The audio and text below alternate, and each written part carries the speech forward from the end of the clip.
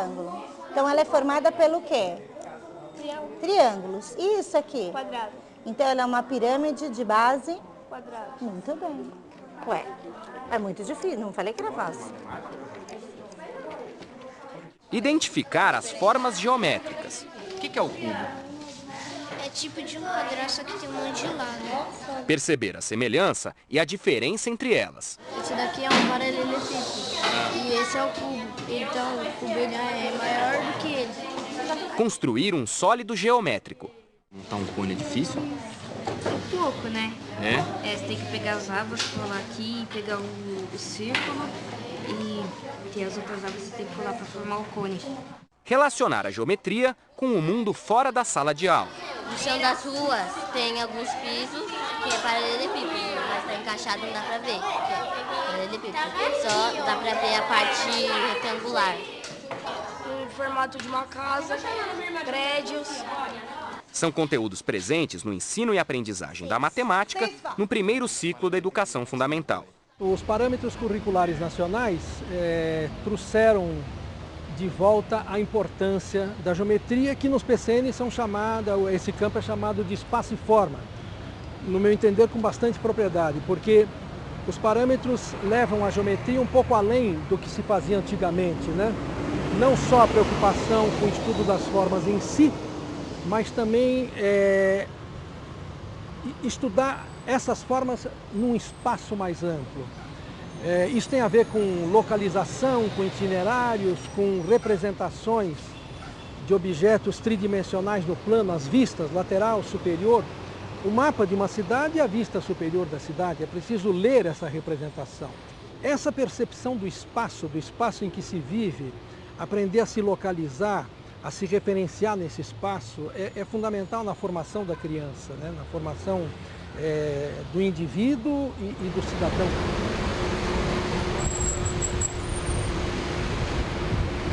Se você olhar à sua volta, vai perceber que está rodeado de formas geométricas, planas e tridimensionais.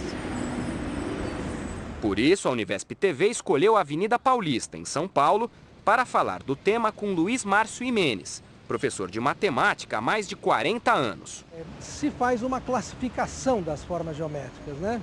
E há muitos critérios de classificação. Um deles é com relação ao número de dimensões dessas formas. As formas planas são aquelas como o retângulo, o círculo, o quadrado, que são bidimensionais, têm duas dimensões. São formas que podem ser imaginadas contidas num plano, são formas achatadas. E as formas espaciais são tridimensionais, são volumétricas, né? São as formas que não cabem sobre um plano, como o caso de uma esfera, um cilindro, um prisma. Essa é uma ideia geral aproximada dessa classificação. Então o MASP, por exemplo, tem uma forma de caixote, de bloco retangular, mas observando os detalhes das construções a gente vê algo mais.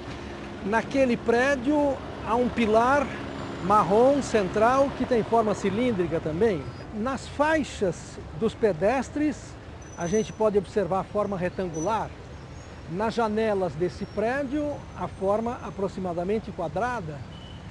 Nas torres tão comuns aqui na Avenida Paulista, nas torres das antenas, a gente vê elementos triangulares. Reconhecer as formas geométricas e montar um sólido geométrico. São objetivos da aula da professora Andréia, do 5º ano. Ela leciona em uma das escolas de São Paulo mais bem avaliadas pelo Saresp e pela Prova Brasil. Nós estávamos trabalhando com os sólidos geométricos, não é isso? Sim. E eu pedi que vocês trouxessem um creme dental para que a gente trabalhasse, continuasse com a planificação. Vocês vão procurar aqui onde tem cola e vão abrir a caixa que vocês trouxeram. Quantas faces compõem esse paralelepípedo? 6. 6 faces. Quantas arestas? 12. E vértices? Será que todos os sólidos possuem as mesmas características? Quantas faces tem um cone? Nenhuma. Ele tem um corpo redondo e uma vértice. Ah, ele é diferente. ele tem um corpo redondo, mas ele tem face. Ele tem a face, duas faces, embaixo e em cima. Mais do que ensinar a identificar figuras e sólidos, a professora quer desenvolver o raciocínio geométrico das crianças. Na matemática, nas séries iniciais, precisa ser uma coisa prazerosa. Se eles não entenderem o significado do que eles estão fazendo, se eles fizerem só por decorar, realmente aquilo não vai ter sentido, eles não vão ter compreensão do que eles estão fazendo. Que figuras que compõem? Retângulos. São retângulos. Losango. Aonde tem losango? Aqui, ó. Não, é um trapézio. Trapézio. Losango não. Que sólidos que são esses aí? Esse é o cone, esse é o paralelepípedo, pirâmide, base quadrada e o meu é o cubo. São os quadriláteros, que são os mais fáceis. Tudo é formado por quais figuras aí? Quadrados. Quantos?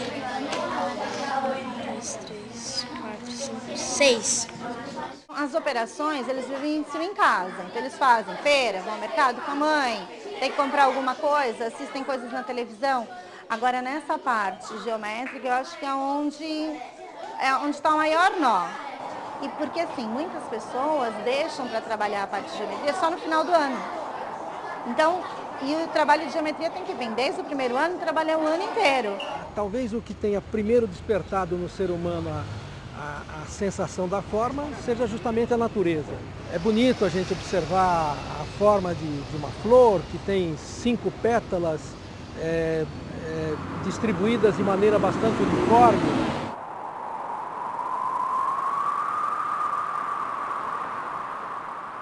A forma dos cristais.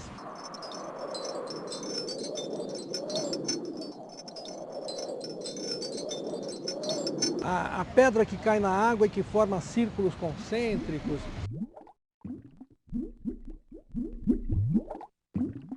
Pinturas rupestres bastante antigas retratam cenas cotidianas, animais, mas também formas geométricas abstratas, né? É um indicativo de que essas formas nos atraem, nos seduzem, são bonitas. A geometria esteve presente na história da humanidade desde a antiguidade. O filósofo Tales de Mileto teria sido o primeiro grego a buscar um sistema lógico na geometria. Ele viveu no século 7 a.C. e visitou o Egito, onde aprendeu a calcular a altura de uma pirâmide pela proporção do tamanho da sombra no chão. Esse é o princípio do Teorema de Tales. As construções humanas, quaisquer que sejam elas, têm formas. Tudo que se faz de objeto, de construção, tem alguma forma, né? Os faraós egípcios escolheram aquela forma para construir os seus túmulos, né? Não é muito claro o porquê daquela forma, né? Há várias interpretações. E nós seguimos construindo as nossas edificações com alguma forma. A mais comum é a forma do caixote, do bloco retangular, né? Por razões construtivas e utilitárias, ela é a mais prática. Nesta escola de Guarulhos, na Grande São Paulo, a ideia é estabelecer uma relação entre as formas geométricas e o cotidiano dos alunos. Aqui, as crianças desenvolveram uma atividade de geometria integrada a um projeto interdisciplinar com o tema alimentos. Como nós fizemos um trabalho sobre o projeto alimentação durante o ano inteiro, vocês viram que as frutas têm diversas formas, né? Como a melancia tem a forma do quê? De uma esfera. Tem mais alguma fruta aqui que tem forma de esfera? A maçã, a laranja, o melão. Se a gente cortar o melão ao meio, isso, ele vai ficar de forma o quê na frente? Um círculo. Então agora eu vou entregar para vocês os círculos. Nós vamos descobrir quantas são as possibilidades das frutas dentro de diversas formas de refratários, tá? O que a gente está fazendo é uma roleta de possibilidades. Aí a gente, tipo assim, o quadrado, aqui a gente vai colocando as frutas, aí tipo vai girar assim para ver quantas possibilidades vai poder fazer. No mercado, quando você vai comprar uma coisa, tipo abacaxi não vai estar numa bacia, aí eu tenho bacia quadrada, retangular, essas coisas. Aí a gente gira, aí tipo a maçã pode colocar na bacia de círculo, a gente vai girando maçã com círculo, aí maçã com retângulo, vai girando até você ver todas as combinações. Na velhinha você vai colocando todas as 6 frutas que você mais escolheu e todas as combinações que você conseguiu fazer com ela, você vai anotando. Nesta atividade, além das formas geométricas, a professora trabalha outros conteúdos da matemática, como probabilidades, números e operações e tratamento da informação. Como nós trabalhamos o projeto Desperdício, né, eu já tinha feito com eles o tratamento da informação sobre as frutas que eles mais gostavam. Também já tinha trabalhado com eles, peguei a massinha, eles fizeram formas de frutas diversas. Como nós trabalhamos isso, as formas geométricas, eu falei, agora nós vamos trabalhar possibilidades.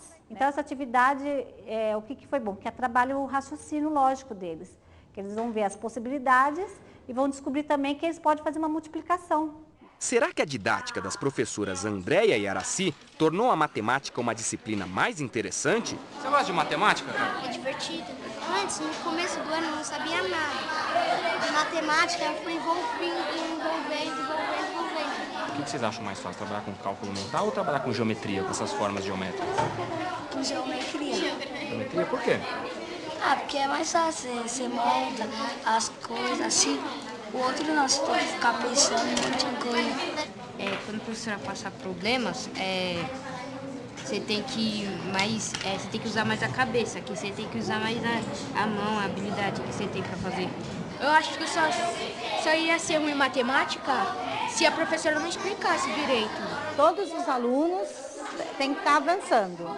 Às vezes tem ritmos diferentes, a gente tem que aceitar o tempo deles, mas a gente não pode largá-los. Então, assim, aceitar não significa deixar no canto. Aceitar é trabalhar com ele naquele limite e apresentando sempre um novo desafio.